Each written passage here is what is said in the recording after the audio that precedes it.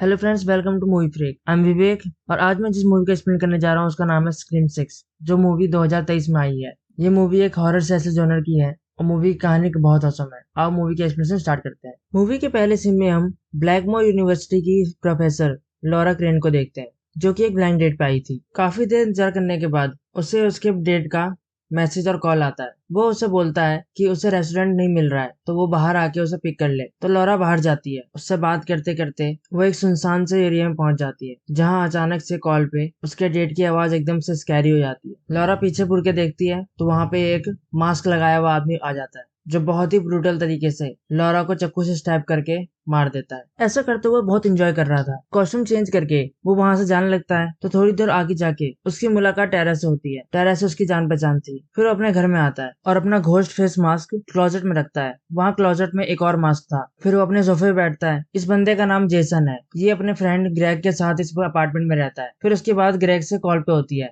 बातों ही बातों में अब ये सीरियस हो जाते हैं। ग्रेग बोलता है कि तुमने अपने टीचर को क्यों मारा। तो जेसन बोलता है कि उसने मुझे नंबर कम दिए थे और उसको मार के मुझे बहुत मजा आया, और वो दोनों कारपेंटर सिस्टर्स को भी मारने का प्लान कर रहा था। इसी के बाद ग्रेग की आवाज एकदम से घोस्ट पे जैसे हो जाती है, जिससे जेसन थोड़ा घबराने लगता है। ग्रेग के कहने पे ग्रेग फोन पे जेसन से घर में इधर उधर चीजें ढूंढने को बोलता है। तभी ढूंढते ढूंढते जेसन फ्रिज खोलता है और फ्रिज के अंदर ग्रेग की लाश कटी हुई रखी होती है, जिसे देखकर जेसन बहुत डर जाता है और पीछे पलट के देखता है। तभी वहां पे आ जाता है द रियल घोस्ट फेस, जो जेसन को स्टैब करके वहीं मार देता है। तभी सीन शिफ्ट होता है और हम देखते हैं सैमंथा कारपेंटर को, जो डॉक्टर स्टोन से मिलने आई होती है। सैम पिछले कुछ महीनों से डॉक्टर स्टोन के पास आ रही है थेरेपी के लिए। वो बोलती है कि वो बहुत परेशान हो गई थी जब उसे पता चला कि उसके पिता एक सीरियल किलर थे और उसका बॉयफ्रेंड रिची भी एक सीरियल किलर था, जो अपनी गर्लफ्रेंड के साथ मिलके किलिंग्स किया करता था। लेकिन फिर भी ऑनलाइन उनके फैन क्लब्स थे और एक कॉन्स्पिरेसी थ्योरी थी कि सैम ने ही सारी किलिंग्स की हैं और उसको अपने बॉयफ्रेंड को मारते हुए बहुत मजा भी आया था। लेकिन ये सारी बातें बकवास थी।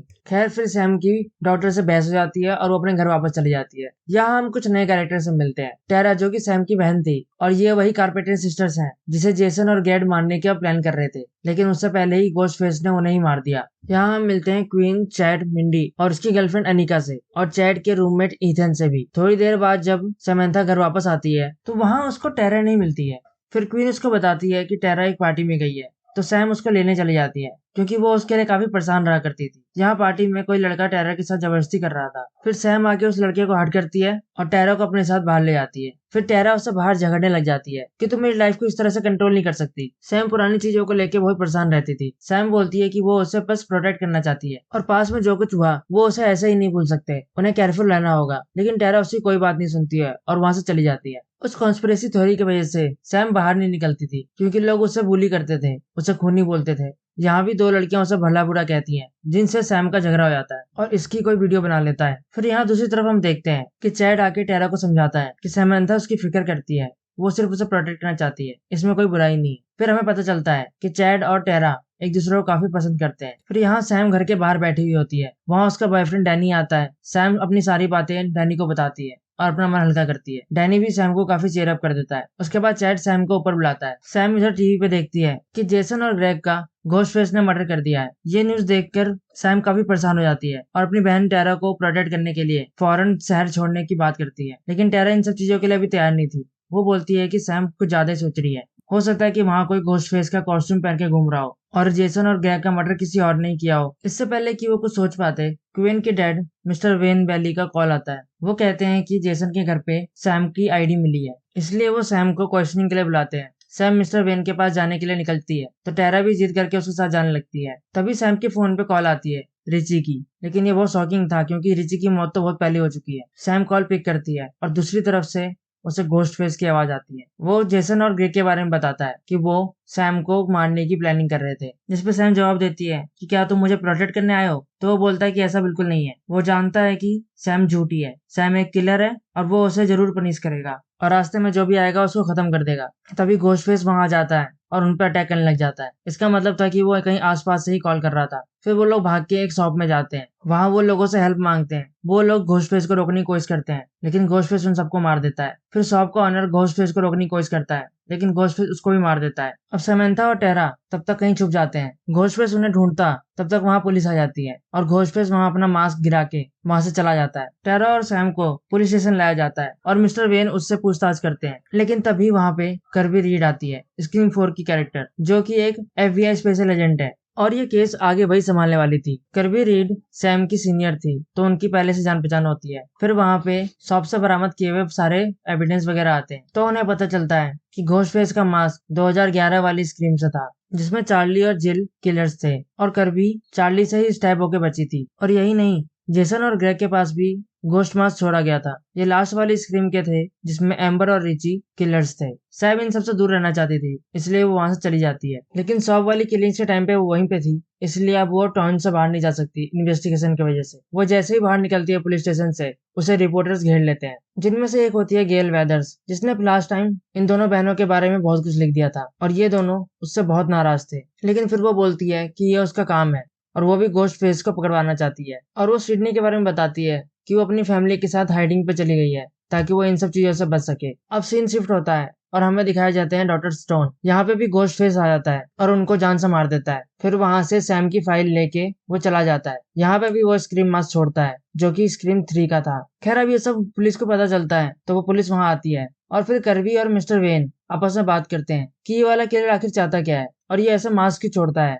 ये लोग स्क्रीम 1 to 5 के सारे रिकॉर्ड्स निकालते हैं उनकी किलिंग्स वगैरह के। इधर सैम और बाकी फ्रेंड्स डिस्कस कर रहे होते हैं ये वाला किलर आखिर चाहता क्या है, क्योंकि बाकी सारे पुराने किलर्स अपनी एक मूवी बनाना चाहते थे और रिची भी वही कर रहा था। इस पर मिंडी फिगर आउट करती है कि ये अपनी नई सीरीज बनाना चाहती है जिसमें नए कैरेक्टर्स इंट्रोड्यूस किए जाएंगे और पुराने कैरेक्टर्स सिर्फ नॉस्टैल्जिया के लिए आएंगे और एंड में सब मार दिए जाएंगे और इसके बाद ये सब अपने सस्पेक्ट्स मार करते हैं। इस सीरीज के हिसाब से क्वीन, जो कि टेरा और सैम की रूममेट बनी हुई है, वो भी किलर हो सकती है और अनिका और इथन भी, जिसपे ये तीनों बोलते हैं कि ये वो नहीं कर रहे हैं और उनके लिए बाकी चारों सस्पेक्ट्स हैं। हो सकता है कि सैम या किसी और ने ट्रोमा में आके सिर्फ मजे के लिए मर्डर्स किए हों। यहाँ ये लोग एक दूसरे पे शक कर रहे होते हैं। खैर अब शाम हो चुकी है और डिनर टेबल पर बैठ के ये सब टीवी देख रहे होते हैं कि तभी टीवी पे न्यूज आती है कि इन सब किलिंग्स की प्राइम सस्पेक्ट सैम कारपेंटर है और उसकी उन लड़कियों से रोड पे हुई फाइट भी वायरल हो रही होती है, जिसके बारे में मैंने आपको स्टार्टिंग में बताया था। जिससे परेशान होके सैम टीवी बंद कर देती है और वहां से चली जाती है। अब सैम को समझाने के लिए टेरा, मिंडी और चैट जाते हैं। वो उससे कहते हैं कि वो उस पर पूरा भरोसा करते हैं और वो एक टीम की तरह साथ रहेंगे। खैर तभी डैनी, जो कि इनके बगल वाले घर में ही रहता था, वो देखता है कि घोस्ट फेस इनके घर में घुसा हुआ है। वो सैम को ये बताने के लिए कॉल करता है, लेकिन सैम कॉल नहीं उठाती है और वो घोस्ट फेस तब तक क्वीन को मार देता है। अब ये सब वहां से भागने की कोशिश करते हैं, जिसमें से चैट और टेरा तो भागने में कामयाब हो जाते हैं, लेकिन बाकी सब वहीं फंस जाते हैं और वो घोस्ट फेस अनिका को स्टैब करके घायल कर देता है। जिसके बाद मिंडी और सैम अनिका को लेके खुद को बाथरूम में लॉक कर लेती हैं। जिसके बाद डैनी बगल वाले घर से सीडी उनके बाथरूम में टिका के उन तीनों को अपने घर में बुलाता है, जिससे सैम और मिंडी तो जीने पे चढ़ के डैनी के घर में आ जाते हैं। लेकिन अनिका जब जीने पे आ रही होती है तब तक घोस्ट फेस बाथरूम का दरवाजा तोड़ के वहां आ जाता है और जीने को हिला के अनिका को नीचे गिरा देता है, जिससे अनिका की मौत हो जाती है। फिर वहां पुलिस आ जाती है और वो घोस्ट फेस वहां से चला जाता है। लेकिन अब तक सैम बहुत परेशान हो चुकी है। डैनी उसको संभालने की कोशिश करता है, लेकिन सैम अब किसी पे भरोसा नहीं कर रही होती है,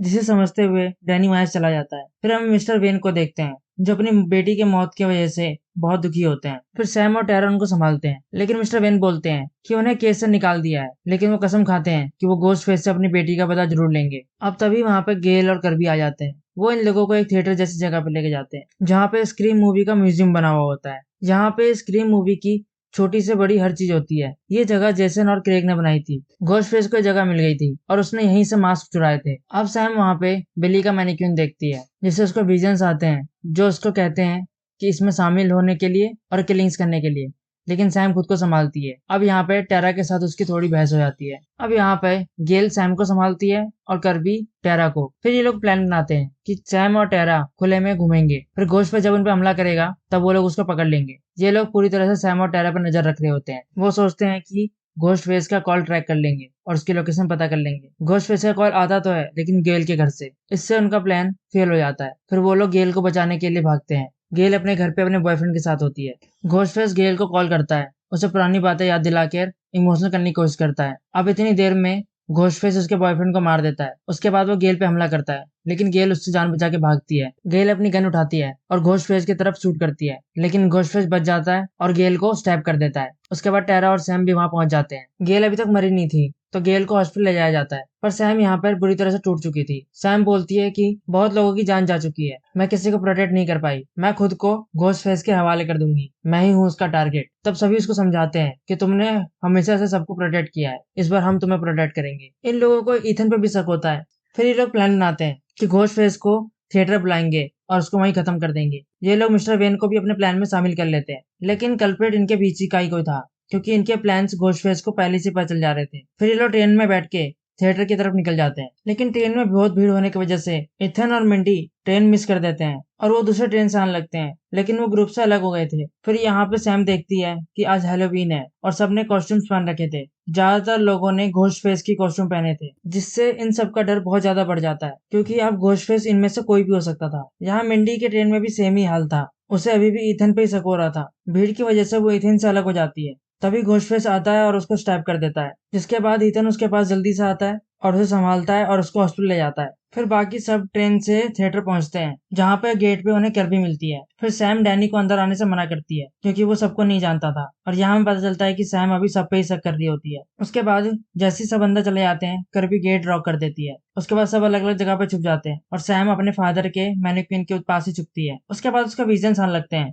कि नाइफ उठाओ और सब कुछ खुद ही खत्म कर दो, जिसके बाद सैम नाइफ उठा लेती है। लेकिन तभी सैम को मिस्टर वेन का कॉल आता है। वो सैम को बताता है कि थिएटर एक ट्रैप है, क्योंकि कर्बी ने उनसे झूठ बोला था। कर्बी को एफबीआई से बहुत पहले ही निकाला जा चुका है, तो हो सकता है कि कर्बी ही किलर हो। फिर सैम टेरा को ढूंढने जाती है। चैड और टेरा एक दूसरे से प्यार का इजहार कर रहे होते हैं कि तभी घोस्टफेस आ जाता है और उन्हें स्टैब कर देता है। चैड और टेरा घोस्टफेस को घायल कर देते हैं किसी तरह से। चैड उस घोस्टफेस को मारने वाला होता है कि तभी वहां पे दूसरा घोस्टफेस आ जाता है और चैड को स्टैब कर देता है, और अब यहाँ पे दो दो घोस्टफेस होते हैं। सैम और टेरा उनसे किसी तरह से बच के भागती हैं, लेकिन दोनों घोस्टफेसेस उन्हें घेर लेते हैं। तभी वहां कर्बी आ जाती है और घोस्टफेसेस को शूट करने लगती है, लेकिन तभी वहां मिस्टर वेन आ जाते हैं और वो कर्बी को ही शूट कर देते हैं। उनके पीछे दोनों घोस्ट फेसेस आ जाते हैं। तब हमें पता चलता है कि इस बार एक नहीं दो नहीं बल्कि तीन तीन घोस्ट फेसेस हैं। मिस्टर वेन, उनकी बेटी क्वीन और उनका बेटा इथन, ये तीनों ही घोस्ट फेसेस होते हैं। ये तीनों मिलकर क्वीन को मारने का नाटक करते हैं ताकि उन पे किसी का शक ना जाए, और यही वजह थी कि इनके ग्रुप का सारा प्लान घोस्टफेस को पहले ही पता चल जाता था। तभी मिस्टर वेन बताते हैं